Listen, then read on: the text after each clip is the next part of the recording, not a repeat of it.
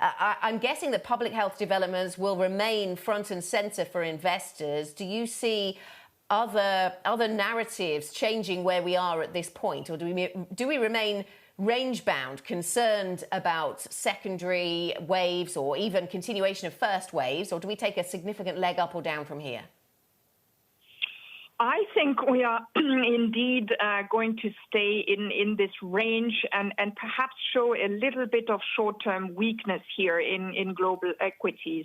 Valuations, for one, had priced a lot of good news so far, and the pickup in infection rates that you were referring to, Anna, is certainly going to take a toll in terms of just how speedy the re-entry into normal activity can be implemented. So economic surprises could be a little bit less good than what we have seen most recently, and then there will be the earnings as well.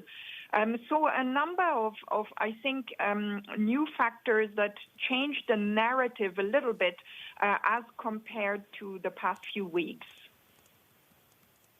We saw, I believe took 4 months to get to the first 1 million cases, Nannette. Now we're adding 1 million cases a week. Do you expect a significant acceleration of this virus to impact markets even more negatively? I mean, I guess I'm wondering why you go from overweight to neutral on stocks instead of taking it even a step further as we see the coronavirus accelerate. When do you get to underweight?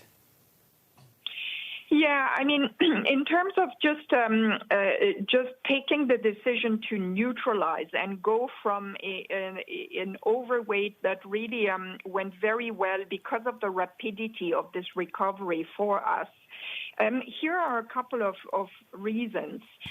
One is that we are still having financial repression at a very large scale by central banks. They're purchasing assets and they are absolutely supporting risk assets.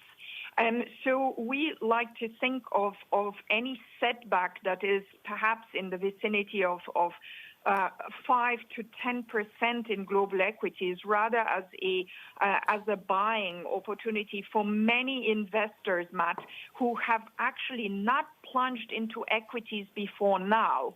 So there is a long way to go before becoming really negative. Also, in terms of just the health situation, the public health situation, one thing is to look at the rise of infections, which is rapid and may have an impact on how economic activity is just going to move forward.